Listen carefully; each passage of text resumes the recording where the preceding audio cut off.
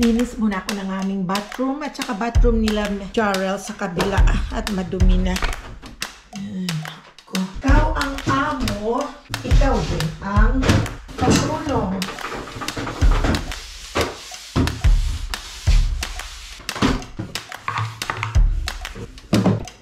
Pahinga muna, napagod ako.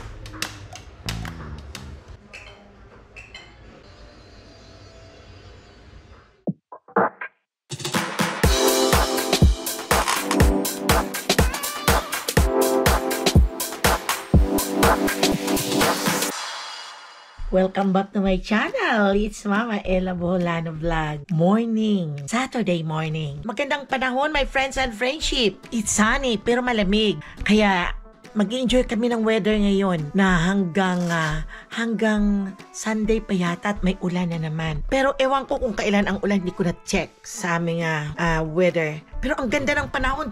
Tingnan niyo my friends and friendship. Oh. Ayan.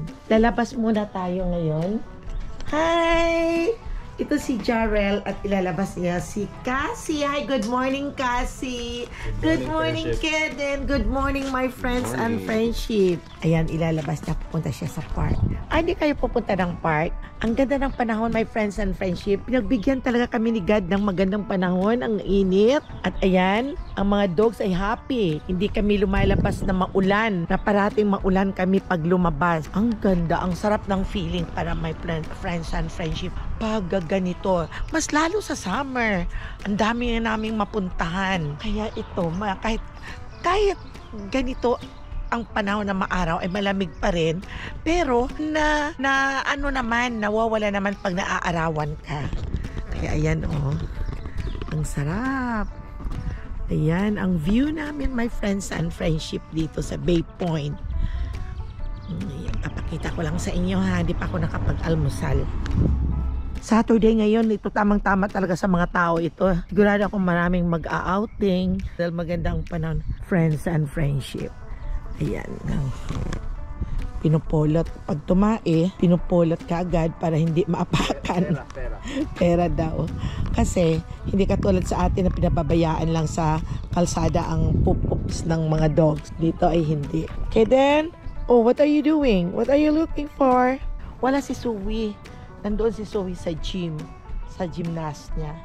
Naglalakad-lakad lang ako, hindi pa ako nakapag-almusal dahil medyo masarap ang araw na dumampi sa aking pisngi. Hindi pa ako nakapagkulay ng aking buhok, ayaw kong magkulay. As long na wala akong pupuntahan na importante. Kasi nauubos na yung buhok ko sa kakakulay.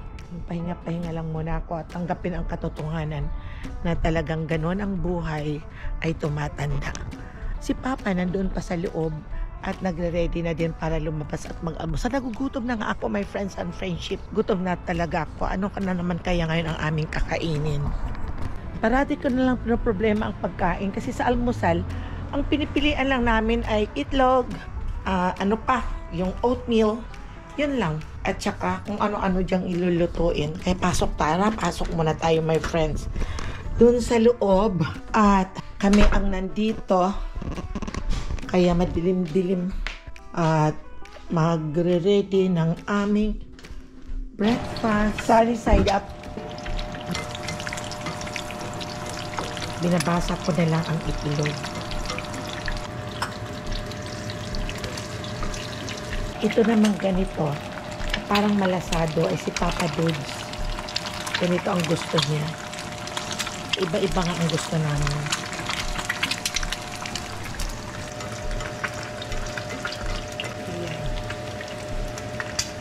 Wala na ako matikitang almusal ngayon ko. Ito ang kinauwian ko. Nagsakag na lang ako ng kanin, my friends and friendship. At ayun, nagluto ako ng spam. At ito ang egg at saka spam. Yan ang ulam na lang namin ngayon at magkakafe. Pero ito mga naka-4 na beses na itong labas-pasok na sa freezer. Dahil nagdi-decide na, ay hindi na lang lulutuin. Iba na lang ang lulutuin. Kaya pinalabas ko uli. Kaya wala nang kasave-save dito. Mamaya siguradong lulutuin ko na ito. Nakapagtitimpla ko ng kape, masarap sa sinangag ang kape at sa spam at saka sa itlog. Yun na lang, pasarapin na lang natin ang ating buhay na kunwari ang sarap-sarap ng ating kinakain. Sabi nga ng anak kong si Jarrell, mabuti may kinakain tayo compare doon sa atin sa Pilipinas, maraming nagugutom. Totoo naman yun. Totoo naman yun. Kung nandito lang sila, pang bibigyan pa sila ng pagkain. Kaso nandoon pa sila Marami sabi niya kumakain ng mga pagpag. Pero ini-enjoy pa rin nila ang buhay. Parang nakukonsensya din ako sa buhay ko na nagsasawa ko dito, my friends and friendship, sa mga kinakain na oo nga naman, marami namang nagugutom sa atin. Sorry na lang. Ang mga pagkain namin hindi makaabot sa inyo. 11 o'clock na, my friends and friendship. Ito, nagkakape pa lang kami. Daga natin. Nakapagsangag na din ako ng rice. At saka may pritong spam at saka egg na ako. Kay Papa Dudes. Here for you. Ayan, ang ulam naming dalawa. Bakit naging dalawa na lang ang spam at tatlo ba yan? Ayan. So tara, kain na tayo, my friends and friendship. Kain na tayo.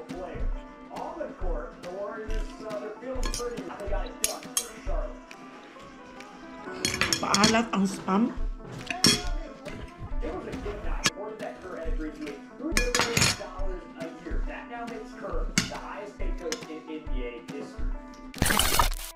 Ito na lang ang dessert ni Papa Dudes.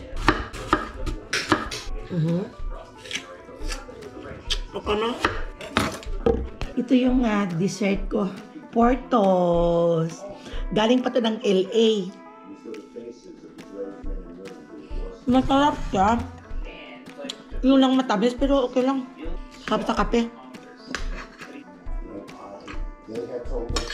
Inuwi to ni JR nung isang nakaraang araw.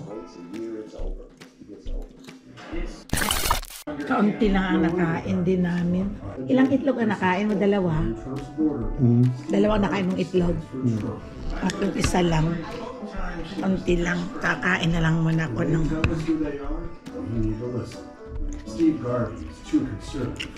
Ito tira to kagabi ni Zoe, I think. Sayang. Nagkukwentuhan kaming dalawa ni Papa Dude. Sabi naming dalawa, ganito na lang ang buhay natin. Sabi ko, pag nag-apa ka na pala sa mga edad na ganito, ang 60 medyo okay pa. Pag nasa 70s ka na, parang iniisip mo na yun na ang buhay na malapit ka na sa death. Parang ganun ang iniisip mo at the age of 70. Yung pinakahuli na trip, yung last trip ka na either you live or you die. Yung parang ganun na. Mas okay ka pa kung 50 ka o 60. Yung parang hindi ka pa natatakot. Pero pag ganito ng 70 ka na, andyan na. Nandiyan ang sakit mo, marami nang malapit masakit, ilapitin ka ng mga sakit. Pero ang advice ko lang sa ating lahat ay kumain lang sa tamang oras at mga healthy food para ang ating immune system ay makakalaban pa sa mga infection na pumapasok sa ating katawan. Yun lang naman ang buhay. Wala na tayong magagawa. This is it. This is our life na ginawa ng Diyos na mayroong the end. Kaya yun ang sinasabing wala nang forever. Pero i-enjoy na lang natin ang forever na sinasabi na yan. At bigyan na lang natin kulay ang ating ginagawa sa araw-araw. It's a good memories. Kaya ito, vlog ako ng vlog. I'm welcome. Pag mawala ko sa mundo, makikita ng mga apo ko at ang mga anak ko kung paano in-enjoy ni Mama Ella ang buhay sa pamamagitan ng pag-vlog ko. Kaya, yun na lang. Ito, hindi kami makaalis na dalawa dito dahil wala dito si Apo.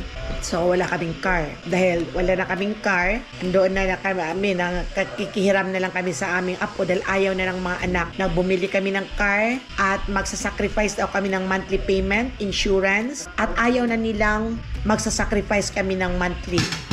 Sabi niya, i-enjoy na lang ninyo ang buhay at ayun, makakahiramin ang sasakyan kung saan ang gusto niyong magpunta. Pero ako talaga gusto kong bumili ng sasakyan. Sabi niyang mga anak ko, ang gagawin mo, 70 years old ka na, 5 years to pay. O, wala na, sabi niya. Kaya yun, kaya dito kami, pag walang sasakyan available, Mama and Papa Dude is gonna stay home. Ganito lang, nood ng TV, halos memorize na namin lahat ang pinapalabas sa TV.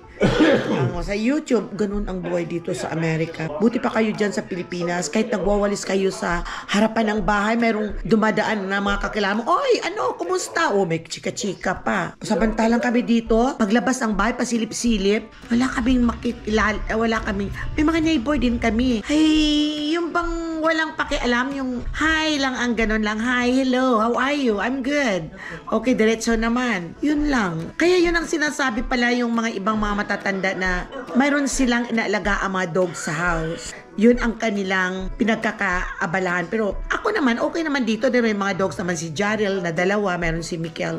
Pero pag dito si Cass, ay siyempre mas happy ako kung sa apo ako dito sa bahay nag-aalaga. Si Mikel, si Liam, si Sam, si Zoe.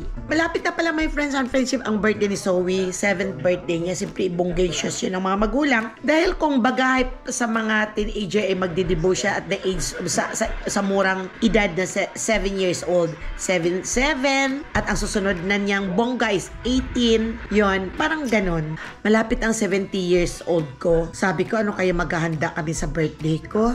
Titingnan ko lang, I need to be practical. Gusto ko lang mag-travel. Gusto ko magpunta ng Las Vegas at magstay ng mga 3 days doon. So yun ang sabi ko, wish ko sa mga anak ko. At sabi ko, mag-i-enjoy doon. Yung magre-rent lang kami ng Airbnb. Yun ang gusto ko. Yun ang namimiss ko yung kami noon na mga babata, dala mga maliliit pa yung mga apo. Yung parating may mga family trip kami, nagda-drive lang. Yun ang sabi ni Papa Dudes na alaala na lang ng lumipas ang mga nakaraan. Totoo yun. It's a part of our life. Kaya lang, yung namimiss namin yung gano'n na gusto naming magbanding-banding. Sabi ko, ayoko nang maghanda ng 70 years birthday ko. Pupunta na lang tayo ng Las Vegas, magti-trip tayo. Doon na lang tayo mag-stay tayo ng 4-3 days. At lahat tayo. Yun lang naman ang wish namin ni Papa Dudes. Pwede namang madala ang dialysis kasi ni Papa yung machine. Pag sa punta lang within state lang. At dito lang kami, pwede mag-plane din kami.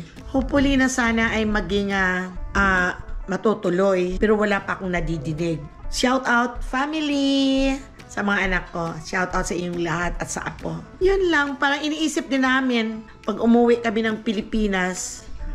Gusto naming umuwi by July. Bahala na kung ano. Tinitingnan ko lang si Papa Dudes kung okay ang kanyang pakiramdam. Walang problema. Ang problema lang kasi my friends and friendship is ang long trip, yung mahaba.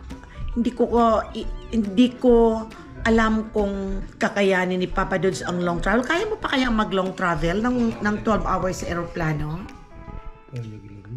Sabi niya, kaya pa daw niya. Basta importante makauwi. Ang importante kasing uwi ko doon is yung gusto ko kasing ano ang ating retirement asikasuhin. Kasi yung retirement ko, my friends and friendship, dapat matagal na yon.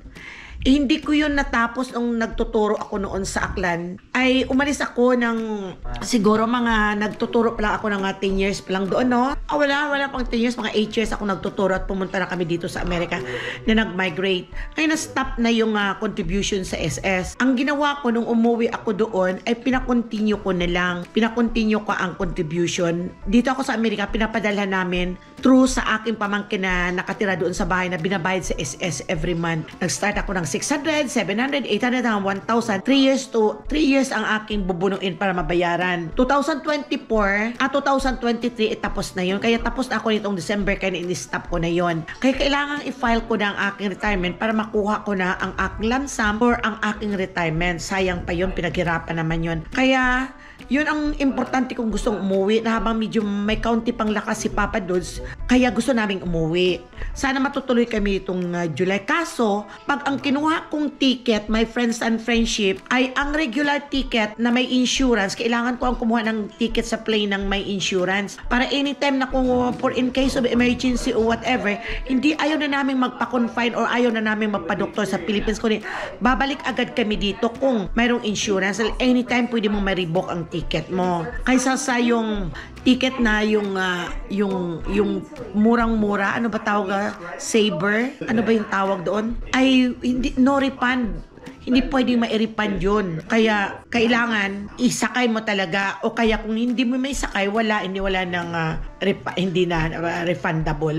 Yun, iniisip ko pa ng mga mahaba. At pagkatapos, kung okay na sana, na makakuha kami ng ticket, ay ayun na naman, magsisave na naman ako ng $500 para ibabayad doon sa delivery ng kay Papa Dudes na mga solution for dialysis. Kailangan i-order ko yun sa Baxter. At before kami dumating sa Pilipinas ay nandoon na yun para may magamit kami. Hindi pwede na mauna kami at wala pa yung solution na gagamitin niya for dialysis. Marami kasing mga iniisip ako at komplikado lahat. Kailangan bigyan ko ng pagkakataon ang desisyon. Kaya marami akong iniisip. Minsan, iniisip ko kung paano. Bahala na si God. Basta yun na lang ang aking sa sarili ko. Kaya yun na lang my friends and friendship. Kaya gusto talaga naming umuwi. Gusto naming tingnan ang bahay din namin doon. Kung ano na ang mga... Kasi pag ang bahay hindi tinitirahan, ay maraming nasasisira. Magpapagawa pa ako ng kung ano-ano ang mga plano ko. Pero ewan ko lang, my friends and friendship. Help me pray.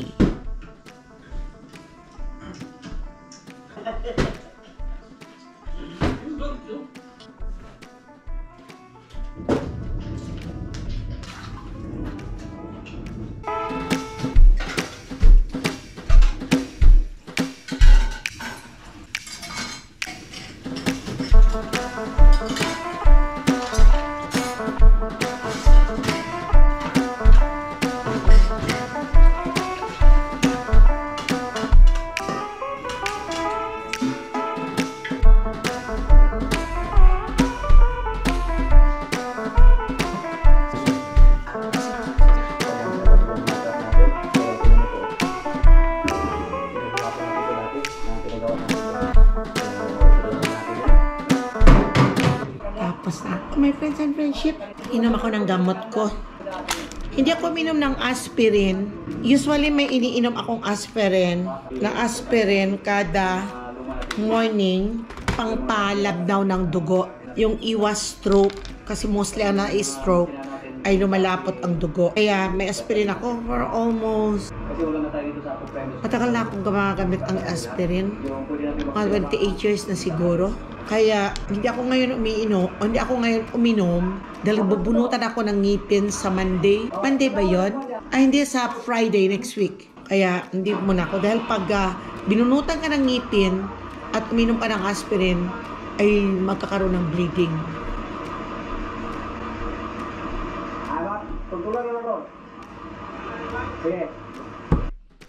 Linis muna ako ng aming bathroom at saka bathroom nila Jarrell sa kabila at madumi na. Punta ko dito sa garage. Ako ay kukuha ng paper towel at lilinisan ko yung banyo namin. At pati na din itong banyo. Ay nako, nila Mikel at Jarrell. Anong masahan mo kay Mikel papasok sa trabaho? Bata pa yun. Hindi marunong maglinis. Itong si Jarrell, lalaki yun. Kaya si Mama Ella ang naiiwan, kaya maglilinis na lang muna. Sa kanila muna ang aking uunahin. At ako ay maglilinis. Wawalisan ko.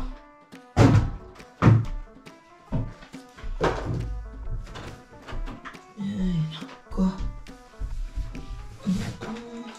Ganito ang ginagawa ko. Kung wala naman akong ginagawa.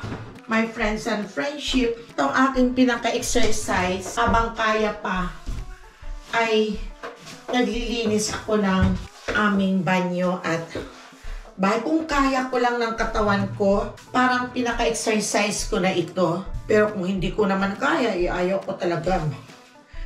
Piliin ko pang umupo na lang. Pero pag ganito, ayaw ko kasi yung madumi. Kasi apektado pati ang utak mo pag madumi ang ginagalawan mo. O diba, my friends and friendship. Kaya, dito na lang. Wala kasing katulong, kaya ganito na lang tayo. Buhay Amerika. Ikaw ang amo, ikaw din ang katulong. Yeah.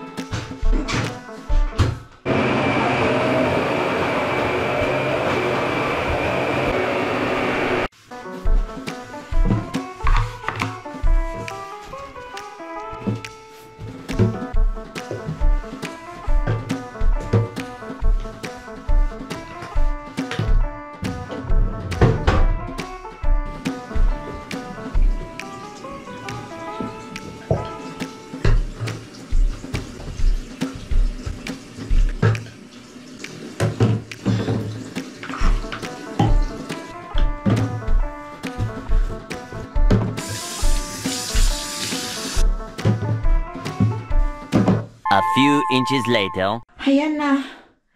Malinis na ang kanilang lababo. Pati itong sahig. At nadaanan ng senior citizen na naglilinis. Ayan na. Malinis na. Bahala na sila maglinis dyan sa bathtub. At hindi ko na kaya dyan sa bathtub. At least nakapaglinis na din ako ng kanilang bathroom. So, punta naman ako doon sa bathroom namin, my friends and friendship. Ganun talaga ang buhay. Wala kang katulong, of course, ikaw ang magtatrabaho. Wala kang maaasahan. Nalala ko noon, my friends and friendship, nung bago pala ako dito sa Amerika, ay dinala ako ng isa kong kaibigan na mag-work sa isang hotel. May yung class na hotel na pang tourist talaga. Ngayon ay housekeeping ang trabaho ko doon. Kaya, naglilinis ako ng bathroom, iyak ako ng iyak. Dahil unang-una, lang kasimple ang aming bathroom sa Pilipinas. Iba dito sa Amerika ang linis ng bathroom nila, pwede mong tulugan. Inoon ay nag-housekeeping. 14 bedrooms ang aking nililinis at ang bathroom. Kaya nakulinis ako ng linis. Sobra talaga ang pagod ko sa buong araw sa 18 bedroom. Nagsiset ka pa ng mga beddings nila. Nagbabacuum ka, naglilinis ka. Ang ayaw na ayaw ko talaga yung maglinis ako ng toilet. Dahil hindi ko naman naranasan na ako ang naglilinis ng toilet nung sa Pilipinas. At kahit papaano merong naglilinis, hindi naman masyadong ganong ganda ang bahay namin nalilinisan. Talaga ang toilet, basta babaldilyuhan mo lang ng tubig ay okay na yon. Compare dito sa Amerika at sa bagong bahay ko na doon sa Pilipinas ay puro niya makabago na. Kaya dito sa Amerika, yung naglilinis ako ng bathroom. Pag alis ng mga turista na kung saan sila magtutor, yung sinusundan namin nililinis ko, mag-isa lang ako. Diyos ko, ang dami, minsan may mga dumi pa, minsan ko, ang dami-daming kumakalat na mga kalat nila. At yun, nililinis ko yun. Tinitiis ko para lang kumita ako ng dollar. May mga tips silang iniiwan, mga tig $2 sa kama, $1. Nakakasave naman ako ng mga $20 sa mga tips. Pero talagang ang sama-sama ng loob ko, basta kumita lang ako. Dahil 2 months pa ako sa Amerika, kailangan kong kumita ng dollar para makapag-ipon at makapaghiwalay kami ng tirahan dahil nakatira ako noon sa kapatid ko. Ayun, nagtiis talaga. Kaya yung pagdating dito sa Amerika, swerte mo lang kung may pamilya ka na dito. Pagdating mo, makahilata ka lang, kakain ka na lang at may tutulugan ka. Pero kami noon, wala. Nakikitira kami sa mga kapatid ng asawa ko, tapos lumipat kami ng California. Nakatira din ako sa kapatid na mahirap rin magsama-sama. Kaya nagtiis talaga kami na maghanap buhay para kumita at may pangbayad. Okay? Look at Zoe, Papa. Hi! How's your gymnast? Good. Ayan na siya, dumating na. Ayan na. Okay.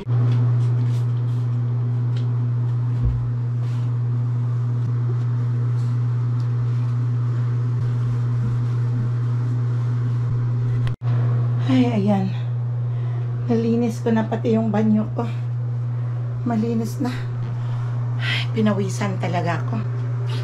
Sa kalamig-lamig ng panahon, ipinawisan talaga ako. Ha? Pagod. Ay, punta naman tayo dito, my friends and friendship, sa kwarto namin. Kailangan kong vacuumin dahil dinadialysis kasi si Papa Dude. Ayaw ko yung madumi dahil makaka-infection siya kung hindi ko ito lilinisan, hindi ko ibabacuum.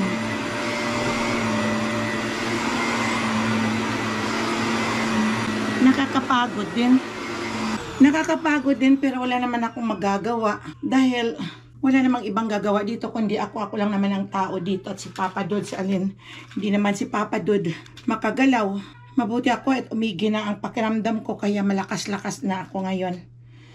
Ay, nakakapagod din pero okay lang. Iinom ka lang ng tubig nito, mawawala na, o diba? Wala naman akong maasahan dito na katulong na magtutulong sa akin. Lahat sila wala. So ito ang buhay Amerika, my friends and friendship. Lahat ay matitikman mo ang sarap at hirap ng buhay.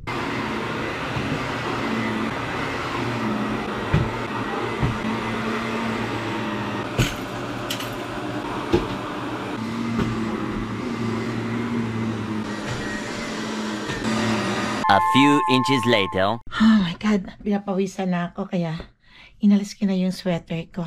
Grabe, ang 2 bathroom ang nalinis ko. Pati itong 4 binacuum ko. Kaya okay lang. Exercise naman at pinawisan ako. Talagang ganito ang buhay. Okay, pag sa Pilipinas naman ako doon, yan naman ako doon. Okay, magluluto pa ako. Dahil kung hindi ako magluluto, walang kakainin si Papa Dudes at iinom ng gamot. Kaya pahinga lang ako ng kaunti dito. At maya-maya itatayo na naman at pupunta na ako sa kitchen. Okay. Pahinga muna, napagod ako.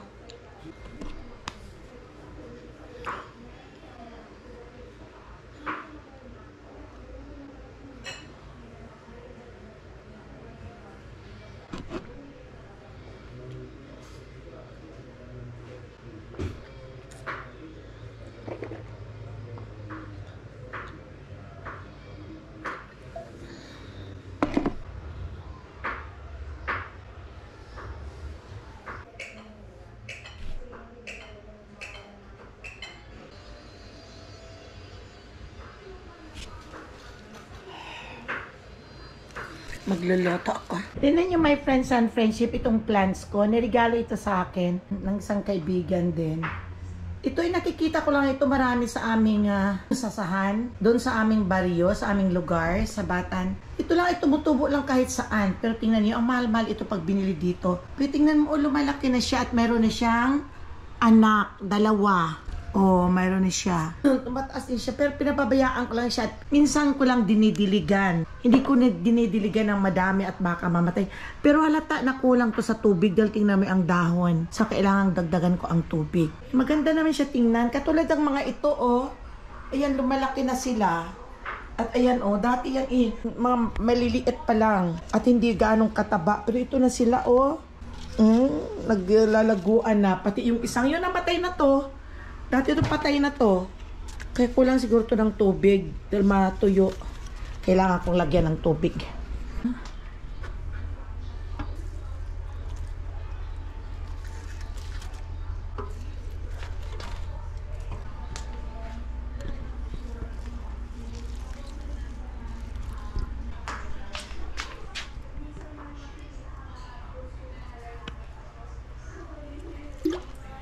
Ang ulam namin ngayon ay luluto ako ng yung giniling.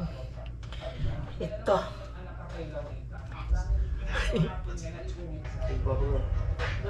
Ay, gisa muna.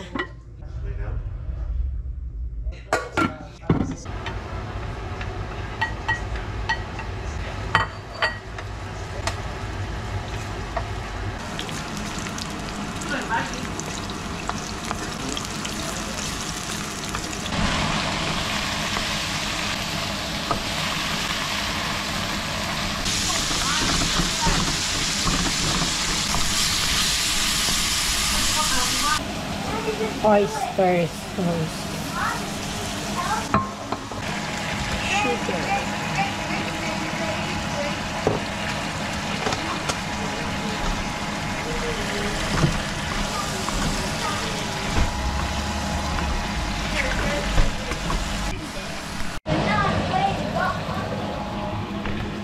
Nilagyan pa ng suka.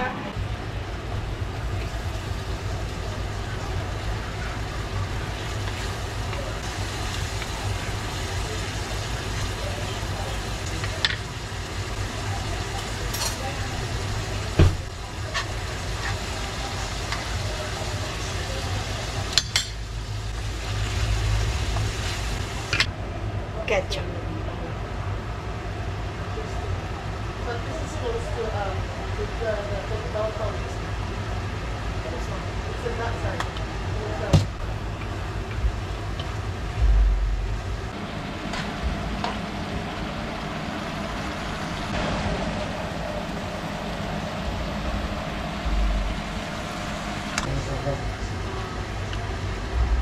Sigurahan na pag ano natin.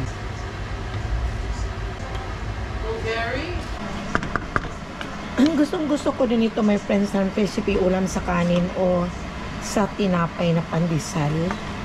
Kaya wala kaming pandesal, hindi kami nakabili.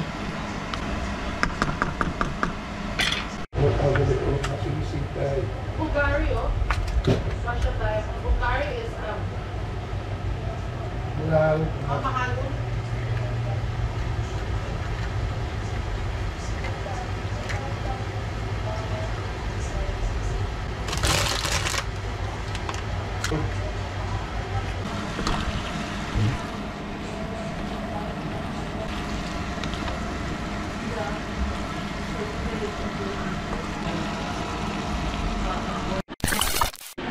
My friends and friendship, kakain na tayo.